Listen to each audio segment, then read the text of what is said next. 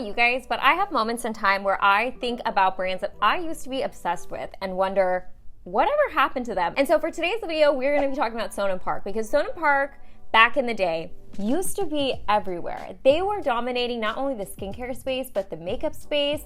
They had some big names behind the brand, and then all of a sudden, they were gone. And this was such an interesting brand for me to research, because I do remember back in the day, like, there was some business controversy and dissolvement of relationships, and then all of a sudden I'm seeing them again. So I wanted to really get down and figure out what actually happened to Son&Park. So today we are going step by step, going through the brand history, and I'm also going to be reviewing their newest products that I picked up recently on my trip to Korea. So we're gonna be going all the way through it. So without much further ado, let's go ahead and get to the breakdown of Son&Park. The rise, the fall, and the comeback. Now, Son&Park was actually founded in 2012. It was founded by this makeup artist duo, Son Tae-sik and Park Tae-yeon. They were like the it celebrity makeup artists. They used to be like the primary makeup artists for like Chun Ji-yeon, Sister, 21, like big names, especially back in like the 2010s, like big names. And they were approached by someone named Kim Han-sung, who was the CEO of the cosmetic manufacturer Chamjeon Cosmetics. So they basically like pooled their knowledge and resources together to create the brand Son&Park. And at the time, Kim Han-sung was really trying to bring Chamjeon Cosmetics into the modern age with like this new generation of Korean beauty. And also at the time, if you were around, you did kind of watch that rise of the wave of popularity, not only with Korean beauty brands and road shop brands back in Korea, but also here in the United States. So they were having some more global trends and global immersion back in the day, and it seemed like he was trying to kind of ride this wave as well. So Son&Park really did make a lot of sense. Now, if you're familiar with Korean beauty, you've heard the term skincare first, makeup second, and Son&Park really trademarked that idea and brought it to the popular nomenclature that we see today, where it really was a thing that a lot of Korean beauty was centralized around, but there was never really kind of a name entangled to it. So finally there was kind of this like line of skincare first, makeup second, which really explained to kind of like Western users what the philosophy or ideology was behind Korean beauty. I wouldn't say they necessarily like invented the concept, because I do think it was just kind of more of an ingrained part of Korean beauty, but I do think that they popularized the idea and really gave an accessible skincare makeup product to that. And what was that product, you may ask? The legendary beauty water. Now, this was like a hybrid skincare makeup product, because it really was designed as kind of like a makeup prep, but also as a standalone skincare product. It really stood strong on its own. It was like a combination between like a toner but also a gentle exfoliator. So something that was kind of being introduced to not only like Korean consumers but also Western consumers, I would say, hence why it became so popular, because it kind of knocked out a couple steps in your skincare routine, really smoothed the skin, and also just prepped it for makeup. And again, which was really elemental to a lot of Korean beauty at the time, but it was gentle. So for Westerners using this product, it was almost seen as like very unique, because back then, you have to remember, we were still using like astringent toners and harsh stripping type of products on our skin. So seeing something that was going to offer some exfoliating and toning benefits, but also add something into the skin, was really kind of new-ish at the time. Now again, I think I'm speaking to an audience that is a little different here on my channel, because we were all kind of privy to this concept back in the 2010s, but like I said, having a lot of Korean beauty products and Korean beauty brands emerge into Western markets, it was new for a lot of consumers here stateside or in different countries outside of Korea. Now, this quickly rose to popularity, and I mean, I was seeing it everywhere. Not only was I seeing it on the shelves everywhere and like Olive Young and a lot of the like beauty stores back in the day that were similar to Olive Young, like, do you guys remember Love, Health, and Beauty? Or I never knew how to pronounce it. It was like Lobes. It was like LOHB. That used to be like one of my favorite stores. Now they don't exist anymore. Or they used to be at, what's another store like Olive Young that used to exist? Oh, Watson's. That was another one. Again, we probably already know this on this channel, but Olive Young is so popular nowadays, but there used to be other stores in Seoul that were similar to Olive Young, where they carried a lot of brands and you could reliably go to them and shop, and they had a lot of like best-selling products from brands. Now, as the popularity grew, not only did they become popular in Korea, but I Also remember seeing them come stateside and actually being sold in brick and mortar stores. Obviously they're on websites like xoxo Glam. I remember they were one of the first like e-commerce websites that offered Son&Park, but I remember seeing them in Sephora. That was a big deal to me back then because I wasn't really seeing a lot of Korean beauty brands in brick and mortar stores. So to see beauty water on the shelves really kind of became like a exciting thing and kind of a turning point of watching the popularity of Korean beauty in Western stores. Now, obviously, as their popularity grew, they started introducing more products during this time. Another product that I remember seeing were like their cube products, like their highlighters or their lip products, and they had really good cosmetics as well. Obviously with Son&Park, you expect a lot of like high quality products from makeup artists. And I want to note that not only were they kind of first movers and kind of the skincare makeup hybrid-y type products, but also the idea of like Korean makeup artists creating their own brands. Like I know Jungseomo now has a lot of products that are very popular and also popular with a lot of Western consumers, but back then they were kind of doing their own thing. And it was really exciting because it was finally one of those like translatable products you could buy that you knew were being used on K-pop idols and celebrities and also use them yourself. So they were riding high. I mean, their products were selling everywhere, their product lines were expanding, they had skincare, cosmetics, and then we all saw the notorious Instagram post. Now, in about 2016, Son&Park announced their detachment from the brand. It was a very emotional post, I remember, and at the time they posted in Korea, so the translation was roughly that they essentially were kind of taken over in a business aspect, so not really knowing how the industry behind the scenes work with building a beauty brand. They were essentially kind of pushed out as their brand grew and they got more stakeholders in Son&Park and more investors. Their shares began to decrease, so eventually they became minority owners in Son&Park and really had no choice or say in the direction of the brand. And to build a brand from literally your blood, your sweat, your tears, and your experience in the makeup artistry side, it must have just been earth-shattering. And the crazy part about losing that creative control and stepping down is it felt not only, I'm sure how they felt blindsided, but their consumers also felt blindsided. Like I remember seeing this Instagram post and we were all trying to interpret it online and we were like, how is Son&Park gonna exist without Son&Park? Now the brand did continue on under the control and direction of CEO Kim Han-sung, and as you can imagine, with basically the soul of the brand Son&Park stepping down, a lot of the consumers of the brand were angry and felt like they had this like emotional attachment and support of this brand, and how were you going to continue without the heart and soul of it? And I will tell you this, as you probably know, it didn't go up. Now, as time progressed, Beauty Water, which was their hero product, eventually got pulled from the shelves of a lot of retailers like Sephora. They also quietly exited Olive Young. I couldn't really determine when, but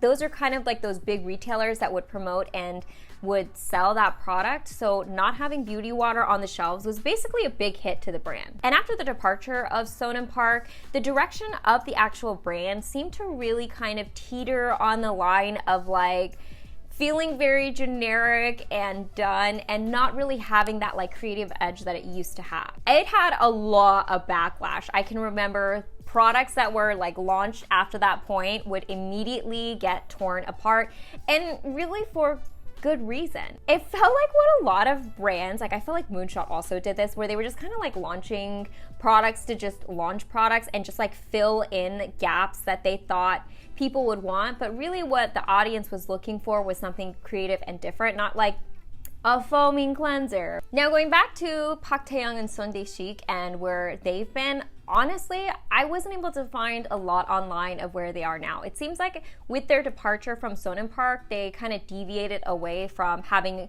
a public and online presence. Now, as the years progress and times change, they, like many brands, experience the hardships of the 2020s. Following their expansion into China and other global markets, they eventually had to kind of pull the reins back because the pandemic just hit these brands and sales so hard. And I was kind of looking at some articles around the time, but like sales for them had dropped from literally like hundreds of millions of Korean won to tens of millions of Korean won, which is a big difference. And later on in an interview, CEO Kim Han-sung really took this time as a devastating period for the brand. I mean, they were not only on the verge of collapse, but he felt like he let a lot of his employees down. This is during that period where I felt like the brand had no online presence or visibility and must have been behind the scenes really trying to pivot in a different direction to figure out what was going to happen with Son&Park. Enter the Daiso lineup. In 2022, Kim Hyun-sung pitched the idea of launching a specific lineup designed for Daiso.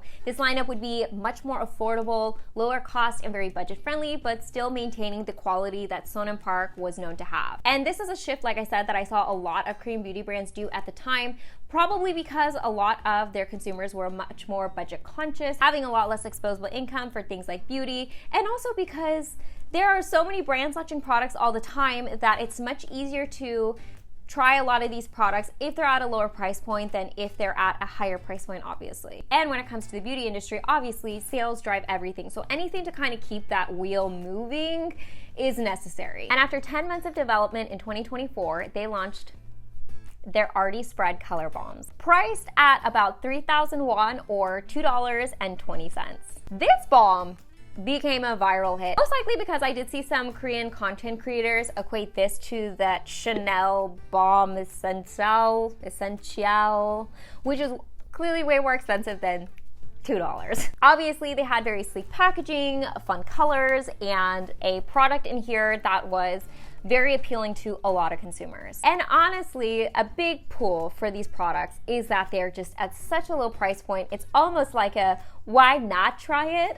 Because you don't really have that much to lose. Hence why I bought so many of these things while I was in Korea, because it was so affordable. And by the way, side note, I do have like a massive Daiso haul that I did. I spent like over $500 at Daiso on beauty products because I literally had a basket behind me and I was just picking one of each product, because that's like one thing that it's a little bit harder for me to get in the States, especially for such a low price point. So I still am trying to figure out what I'm gonna do with that content, because I filmed in store picking up the products and I want to do like a haul, but it's just so much product. You guys are gonna have to let me know if I should actually make a proper haul / video on that, because I'm a little intimidated. It is so many products that I'm like, right now I'm approaching it brand by brand, but I do kind of want to do like an overall shop with me in Daiso and like an overall haul. So let me know if that's something you guys actually want to see and if I should like spend the time and energy into creating that content. Anyways, back to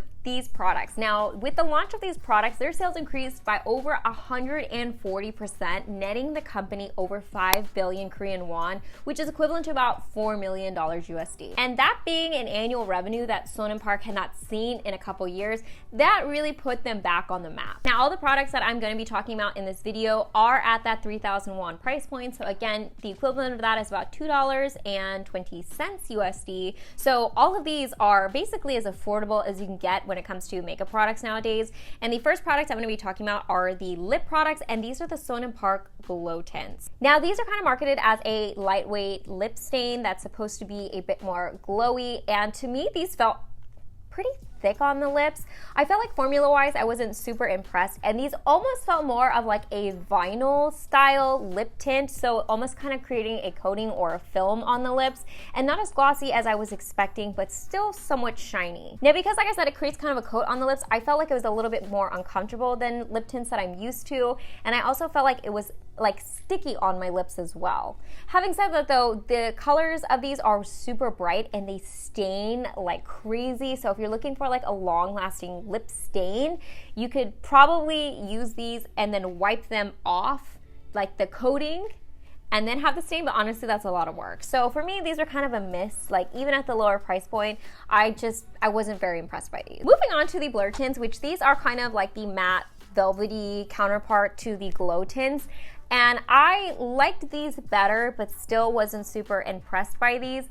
First thing I noticed about these was they seemed a little inconsistent with the formulas, particularly the smell. Like some of these had a stronger scent to them than other ones. Like it has a bit of a fruity smell, but it also like has an undertone of glue.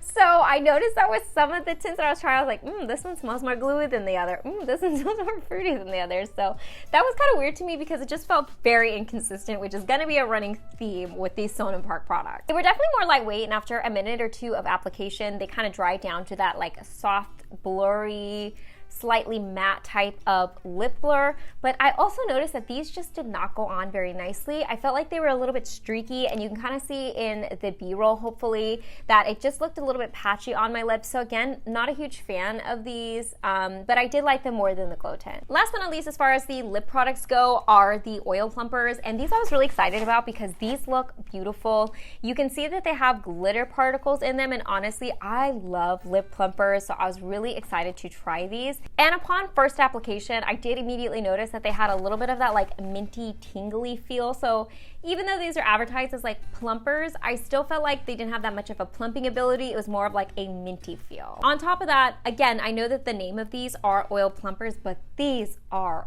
oily. Like, they were very slippery on the lips, so much so that it would like get in my mouth, like, because it's so kind of greasy on my lips.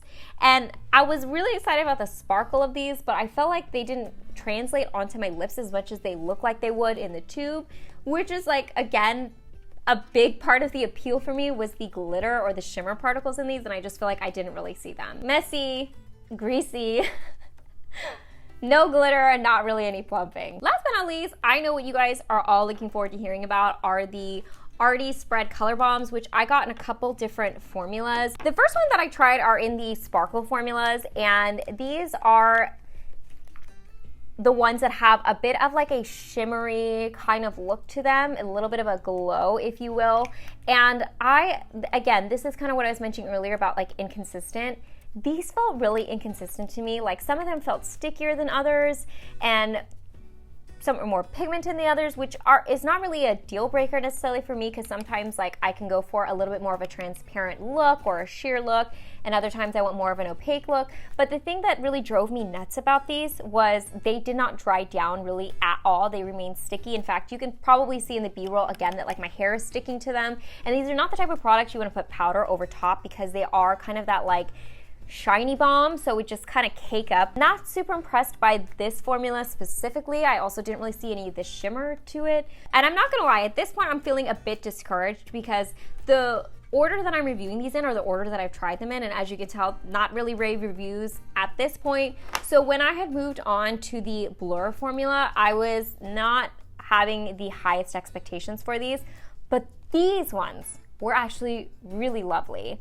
And I'm not gonna lie, I do usually gravitate towards these more matte/blur cream cheek formulas, because I just find them way easier to work with. They don't have that like slick or that stickiness to them, but I did think that these were not only very comfortable on the cheeks, lightweight, but also pigmented. And so I wish I'd actually picked up a couple more of these while I was in Korea, because this is a product that I can say for 3,000 won, pick up a ton of these, because these are really, really good. Now, the next one that I tried was the original formula, and this one I was a little hesitant on because I thought it was going to be sticky like the sparkle version. And actually, these were not as sticky. Now, obviously, it's gonna be a glowy cheek product. Like, these are never gonna just like dry down completely, but these were so much more comfortable. My hair did not stick to these. The colors of these were much more translatable to my cheeks. Like, I actually could kind of see the color on my cheeks. So I actually did like the original formula, and I would not say that they are a dupe for the Chanel Essential Balm, but I do think these are a lovely, like, cheek product. And then last but not least, we have the highlighters. And this is again one of those products that shade to shade was very, very different. Shades 1 through 3 was a much finer shimmer, while shade 2 was a chunky glitter. And so I don't remember, I think they did have samples in stores so you could kind of check them out. But definitely if you're looking at these, try to look at the actual formulas, because they do matter. So for me, it was really interesting, because the first one I was like, oh, that's pretty and subtle, like it. And then I went to shade number 2 and it swatched really like opaque as far as the shimmer goes. And then as soon as I put it on my cheeks, it's almost like all those little shimmer particles or glitter particles went right into my pores. And so I was like, too chunky for me. So definitely keep that in mind. I wouldn't necessarily say that these are bad, but again, felt very inconsistent, even shade by shade of the same product. Now moving forward, the Son&Park brand has said to want to increase their global market and presence. So they're actually going to be emerging into Don Quixote in Japan, which is pretty cool. And also they are partnering with GS25, which is a chain of convenience stores in Korea. So that'll be very interesting to see because I don't really see a ton of beauty products in like,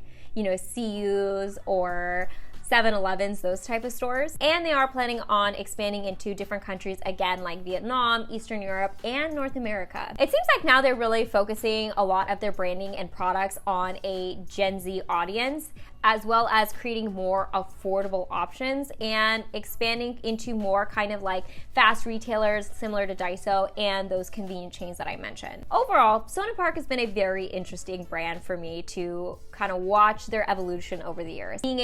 It's also kind of a cautionary tale of being aware and knowing the ins and outs of the business side of a beauty brand and not just the creative side, but also a cautionary tale in how important that creativity is to the soul of a brand. So I will be really interested to see if they're able to continue this growth that they've had in the past year or two into years beyond that, and if this isn't just like a one-hit wonder for them. Now let me know if you guys enjoyed this kind of like sit down, talking through a brand and reviewing some of the products. It was kind of like a lot of things in one, so let me know if there are parts of this video that you liked or disliked or things that you would like me to improve or that you want to see, because honestly, I would love to do more brand videos like this because since I've been in the Korean beauty space for so long, I've witnessed a lot of this at this point. Definitely let me know in the comment section or even just by liking this video. That would be super helpful for me. And also, if you guys want to give me some brand suggestions, that would be really great because I want to know which ones you guys might want to see next or want me to look into. And as always, I hope you guys are happy and healthy, and don't forget to rate,